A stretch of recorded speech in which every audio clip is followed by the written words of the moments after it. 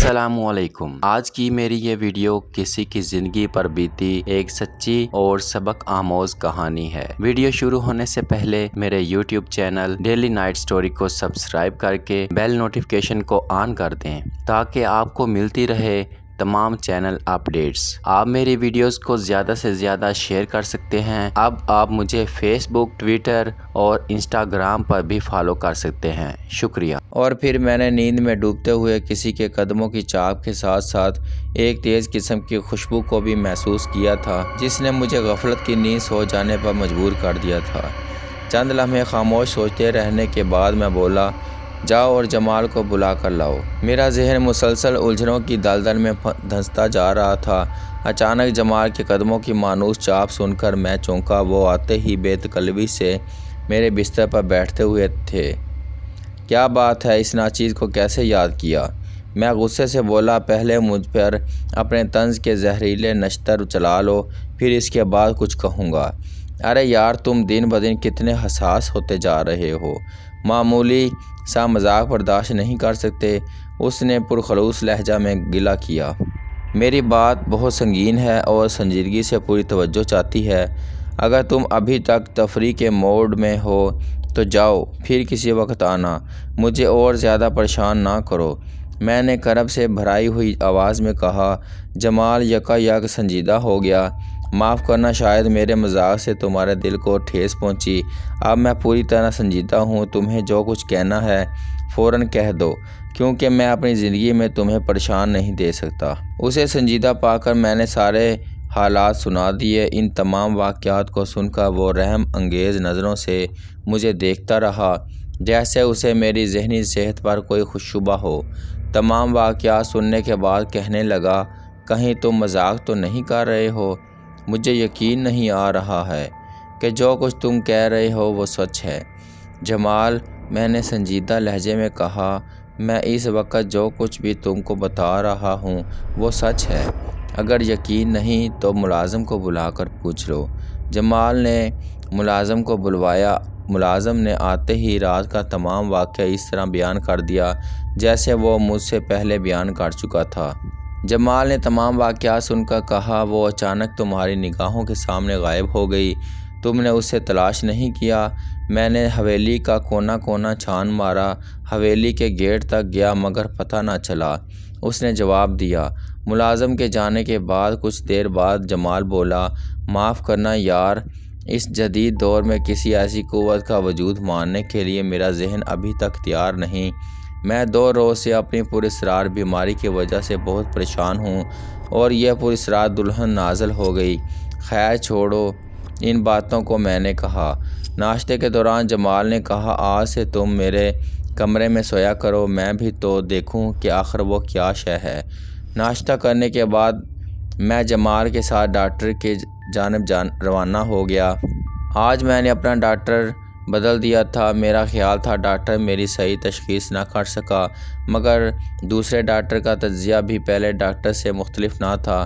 Doctor के पास से वापसी पर सारा दिन हम दोनों परेशानी से उलझन का हल तलाश करते रहे।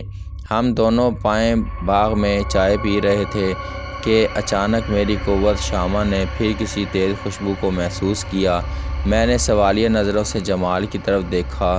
खुशबू इस कदर तेज़ थी कि मुझे इस बात का यकीन हो गया कि जमाल भी इसे महसूस किए बगैर नहीं रह पाया। शायद तुम्हारी सुनाई हुई दास्तान हकीकत की हदों को छू रही है। उफ़ मेरे खुदाया, ये खुशबू किस कदर तेज़ है, जैसे किसी ने बाग में परफ्यूम का छिड़काव किया हो। और फिर वो अपना जुमला मुकम्मल ना कर सका। अचानक मेरी तरफ उसकी नज़रें भी खुलते हुए दरवाज़े की जानिब उठ गईं। अचानक खुशबुओं में नहाई हुई दुल्हन हमारी नज़रों के सामने खड़ी थी। उसको देखते ही मेरा जहन हैरत की शिद्दत से सुन्न हो गया था।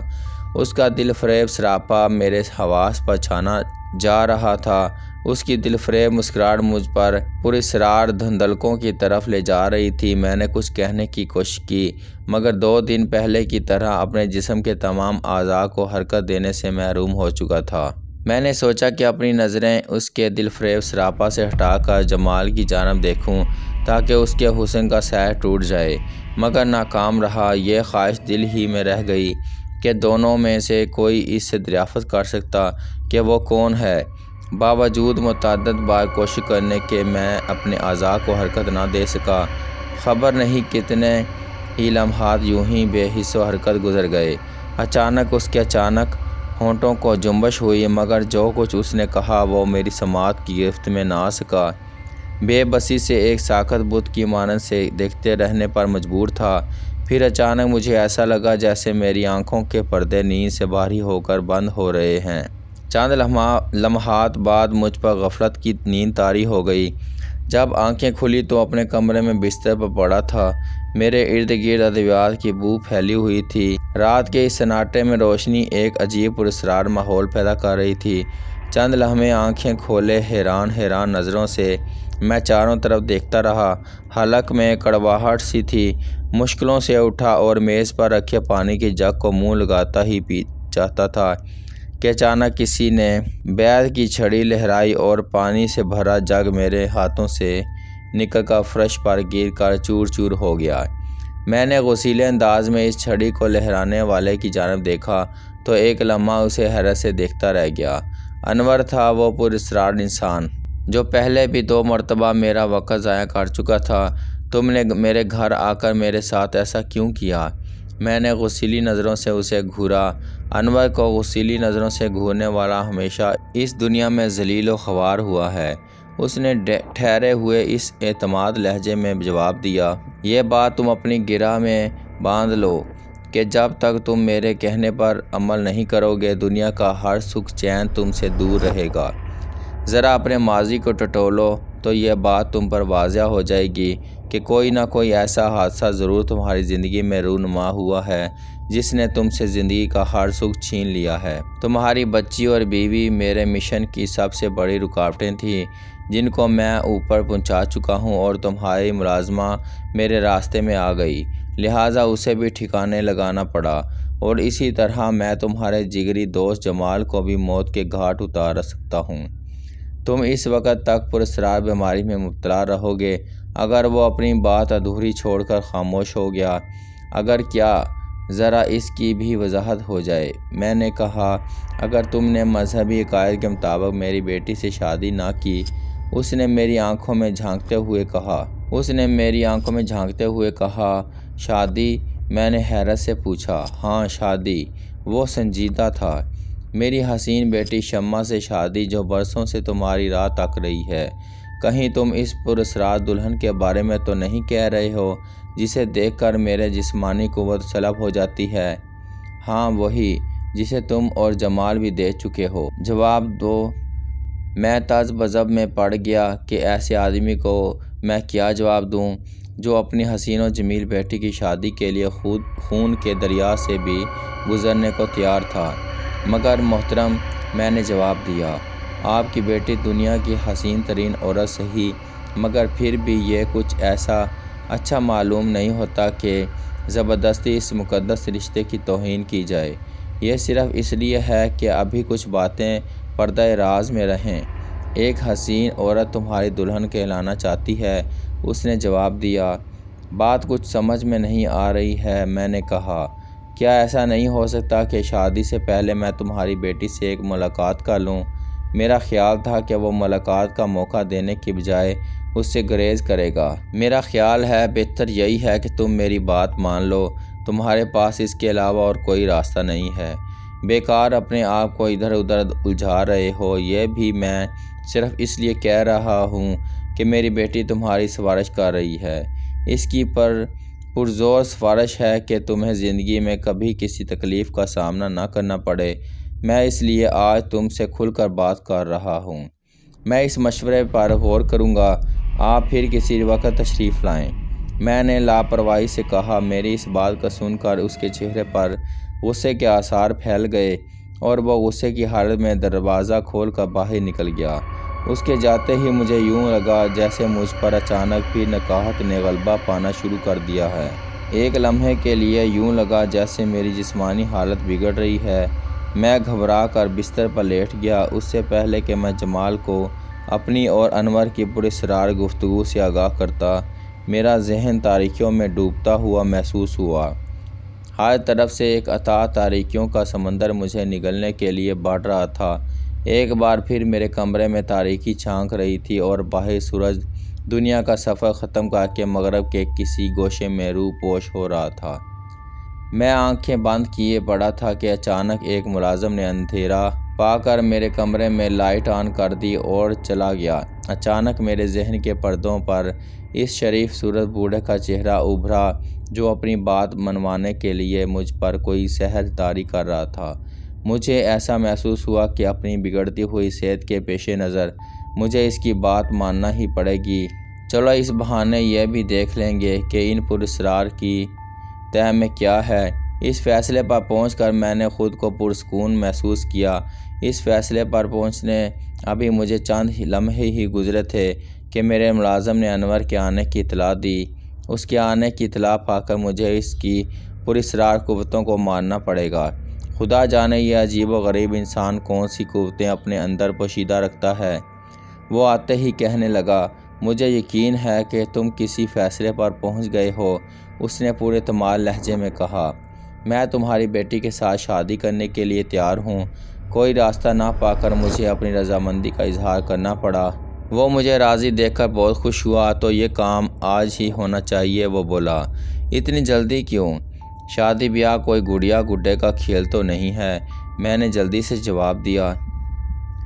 شاہ صاحب یہ بات پہلے بھی تم سے کہہ چکا ہوں اور ایک بار پھر کہتا ہوں، تمہاری شادی ہمارے رسم و رواج کے مطابق ہوگی۔ اس نے اپنی بات پر زور دیا، مگر ابھی تو سے آگ کی چنگاریاں پھوٹتی ہوئی محسوس ہوئیں۔ دفعتاً ایسا لگا جیسے میرا جسم پھیل رہا ہے، مگر جلد ہی نارمل ہو گیا۔ چند لمحوں بعد انور نے میرے شانے پر ہاتھ رکھتے ہوئے کہا، چلو اب چلتے ہیں۔ میں سحر زدہ پتلے کی مانند خاموشی سے اس کے ساتھ چل پڑا۔ وہ حویلی کے ساتھ دروازے کی طرف جانے کے بجائے حویلی کے پچھواڑے کی جانب چل دیا۔ چلتے چلتے ملازمین کی ایک کوٹھری کے سامنے گیا جو میری معلومات کے مطابق ایک طویل عرصے سے غیر آباد تھی۔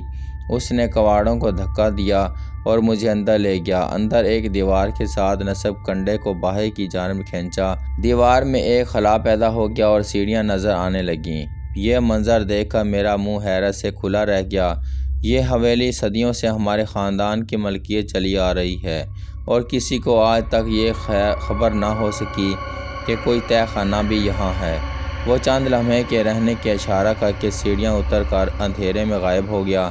جب نمودار ہوا تو اس کے ہاتھوں میں دو روشن مشعلیں تھیں۔ ایک میرے ہاتھ میں دیتے ہوئے بولا، آؤ، اور سیڑھیاں اترنے لگا۔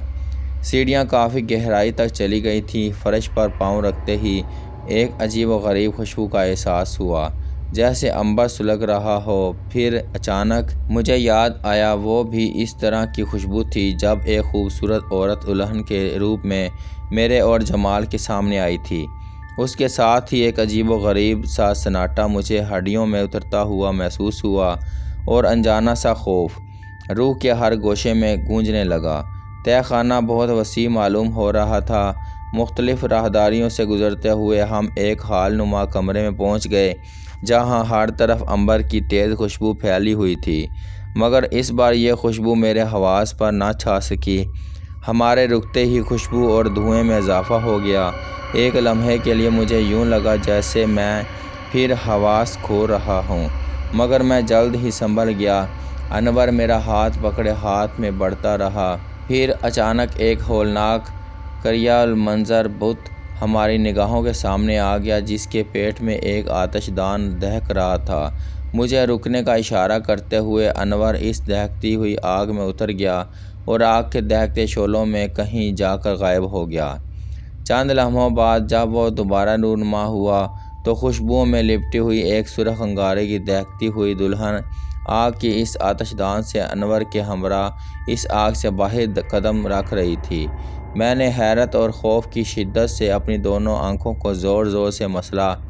ایک لمحے کے لیے مجھے اپنی بصارت پر یقین نہیں آ رہا تھا، مگر نہیں، وہ دونوں واقعی جلتے ہوئے آتش دان سے نکل رہے تھے، میرے برابر کھڑے تھے۔ میری نظریں اس دلہن کے چہرے کی جانب تھیں جس پر دہکتے ہوئے انگارے کی تپش تھی۔ انور اسے میرے قریب کھڑا کر کے ایک بار پھر لپک کر آتش دان میں گھس گیا اور دونوں ہاتھوں میں دہکتے ہوئے انگارے اٹھا کر لے آیا۔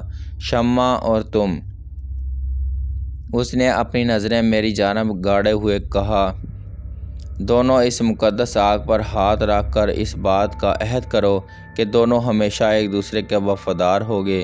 شمع نے اپنا ہاتھ بڑھا کر دہکتے ہوئے انگاروں پر رکھ دیا اور کہا، قسم ہے مجھے اس آگ کی جو دل سے روشن ہے اور ہمیشہ روشن رہے گی۔ میں اس مقدس آگ کی قسم کھا کر کہتی ہوں کہ اپنی ساتھی کی ہمیشہ وفادار رہوں گی۔ اس کے کہتے ہی اچانک میں نے اضطرابی طور پر اپنا ہاتھ پتلون کی جیب میں ڈال لیا اور اچانک میرے ہاتھوں میں حمائل شریف آ گئی۔ مگر اتنے میں انور میری طرف متوجہ ہو چکا تھا۔ اس نے مجھے اشارہ کیا کہ میں بھی اس آگ پر ہاتھ رکھ کر شمع کے ساتھ وفادار رہنے کا عہد کروں۔ میں نے اپنا خالی ہاتھ شمع کے ہاتھ پر رکھ دیا، جس نے ابھی تک انور کے ہاتھوں میں تھامے ہوئے انگاروں پر اپنا ہاتھ رکھا ہوا تھا۔ ابھی میرا ہاتھ شمع کو چھونے کی دیر ہوئی تھی کہ اچانک ایک تیز اور دل دہلا دینے والا دھماکہ ہوا اور اس دھماکے ساتھ ہی دو شعلے اڑ کر فضا کی طرف لپکے اور ساتھ ہی وہ دونوں خوفزدہ انداز میں پیچھے ہٹ گئے، مگر اس عرصے میں دونوں کے جسموں کو آگ لگ چکی تھی اور وہ دونوں آگ کی لپیٹ میں آ کر جل رہے تھے۔ اچانک آگ نے شدت پکڑ لی، میرا سارا جسم پسینے میں نہا گیا تھا۔ میں خوف سے ایک طرف سہما ہوا اس ہولناک منظر کو دیکھ رہا تھا۔ دیکھتے ہی دیکھتے دونوں کی لاشیں جل کر کوئلے کی طرح سیاہ ہو گئیں۔ میں اس ہولناک منظر سے گھبرا کر لڑکھڑاتے ہوئے قدموں سے سیڑھیاں چڑھ کر کوٹھری میں آ گیا، جہاں ایک اور انکشاف میرا منتظر تھا۔ سیڑھیوں کے قریب ایک کونے میں کھڑے سلیم بابا مجھے گھور رہے تھے۔ کیا آپ سلیم بابا ہیں؟ میں نے بوکھلائے ہوئے لہجے میں کہا۔ ہاں، میں وہی بد نصیب ہوں جو جب تک زندہ رہا ہمیشہ اپنے مالک کی حفاظت کرتا رہا اور بالآخر حق نمک ادا کرتے ہوئے موت کی سنگین وادیوں میں گم ہو گیا۔ انہوں نے غم زدہ لہجے میں جواب دیا، اگر آپ مر چکے ہیں تو پھر زندہ کیسے ہو گئے؟ میں نے حیرت سے پوچھا، اس کائنات کے کچھ راز انسان کی نظروں سے اوجھل رہے ہیں۔ انہوں نے پراسرار انداز میں جواب دیا، خیر چھوڑو۔ سلیم بابا نے کہا، لاؤ وہ حمائل شریف مجھے واپس لوٹا دو، جس کی برکت سے تم نے شیطان کے پجاریوں کو ان کے اصل مقام تک پہنچا دیا ہے۔ کیا مطلب؟ میں سمجھا نہیں۔ میں نے الجھتے ہوئے لہجے میں پوچھا، مطلب یہ کہ میں نے وہ حمائل شریف اپنے مرشد کے کہنے کے مطابق تمہیں دی تھی جب تم شیطانوں کے قلعے کے دروازے پر دستک دے رہے تھے۔ سلیم بابا بولے، مگر وہ تو محض ایک خواب تھا۔ میں نے حیرت سے کہا، نہیں، وہ کوئی خواب نہیں تھا بلکہ ایک ٹھوس حقیقت کا ہے، ایک ہلکا سا عکس تھا جسے تم نے خواب سمجھ کر نظر انداز کر دیا۔ اگر وہ خواب تھا تو پھر جاگنے پر وہ حمائل شریف جو میں نے تمہیں خواب کی حالت میں دی تھی عالم بیداری میں تمہارے پاس کہاں سے آئی؟ سلیم بابا بولے اور میں سوچ میں پڑ گیا۔ آپ زیادہ سوچ کر اپنے ذہن کو پریشان نہ کرو، تم یہ سمجھ لو کہ تمہارے لیے یہی فرض تھا جس سے تم سبکدوش ہو چکے ہو۔ یہ اس حمائل شریف کی برکت تھی کہ وہ آتشی مخلوق تمہارے ہاتھ کا لمس محسوس کرتے ہی جہنم رسید ہو گئی، اور اس کے ساتھ ہی ایک صدی کا وہ شیطانی کھیل بھی ختم ہو گیا جس نے تمہارے خاندان پر اپنی نحوستوں کا سایہ ڈال رکھا تھا۔